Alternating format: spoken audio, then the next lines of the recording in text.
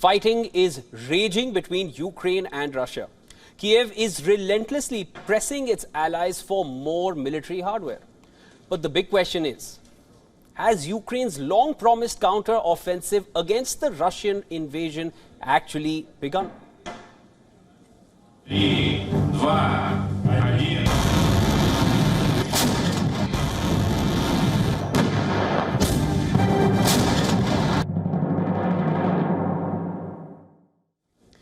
Analysts say Ukraine has stepped up its activity along the front line, seeking notably to pin Russia down and inflict maximum casualties around the flashpoint town of Bakhmut. The Battle of Bakhmut in eastern Ukraine has turned into the longest standoff since the Russian invasion of Ukraine. Ukraine is now saying it is advancing in the area, retaking Russian positions in Bakhmut's suburbs. According to Ukraine, in Bakhmut, its troops have pushed back Russian forces. They say in the recent days, Ukraine has recaptured around 20 square kilometers of land in the north and in the south outskirts of Bakhmut. Meanwhile, the Ukrainian President Volodymyr Zelensky, who is on a tour to visit Kiev's European allies, is winning pledges from Britain, France and Germany of increased military support to his nation, while also insisting that Kiev needs more of their support. Western capitals are eager to see the offensive start, in the hope that Ukraine can make gains, force Russia to the negotiation table on Kiev's terms, and open a path to end the conflict. Ukraine is seeking to take back control of territories occupied by Russian forces in the wake of the February 2022 invasion, and also areas including Crimea and parts of the Donbas region seized by Russia in 2014. Meanwhile, on the other hand, several weeks ago, Moscow's forces switched into a defensive posture, employing a large number of soldiers, sometimes 3 lines deep, to hold positions.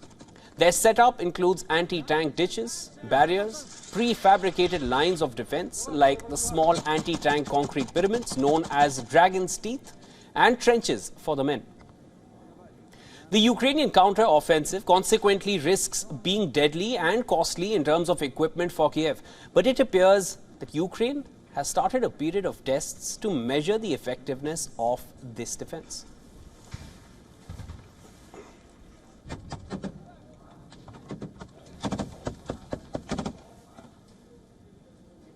All right, for the latest updates on this, so we are being joined by Yaroslav Bosko, who is the head of Doctrine Center for Political Studies.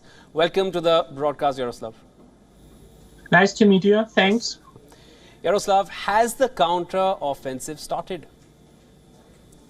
I should say that counter-offensive operation is still not started.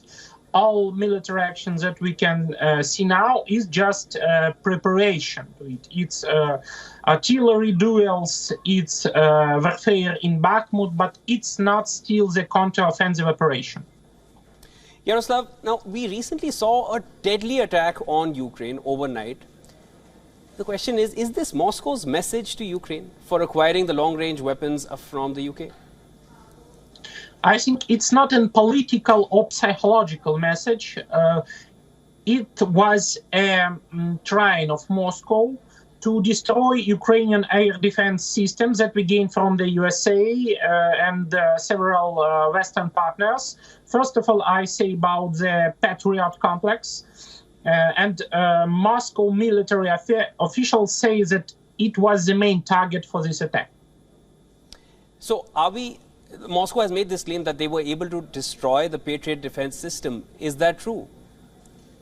I think it's not true, because I now in Kiev, I not hear any explosion that can be connected with destroying of Patriot air defense system. Because when you destroy the air defense system, such as Patriot, explosion are very serious, and you can hear that for a lot of kilometers.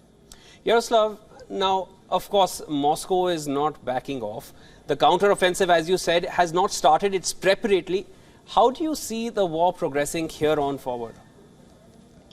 First of all, I think that Ukraine is prepared to big counteroffensive actions with a lot of military units with Western techniques, military vehicles, tanks, and so on and so on. So we wait a special moment to understand when the Russian forces on several parts of the front line will be in the worst situation to start this attack. And I think this attack, this counteroffensive of Ukraine will be successful. We will go to the Russian occupied territory for many kilometers, but in general, it's not the last big counteroffensive operation for Ukraine in this war.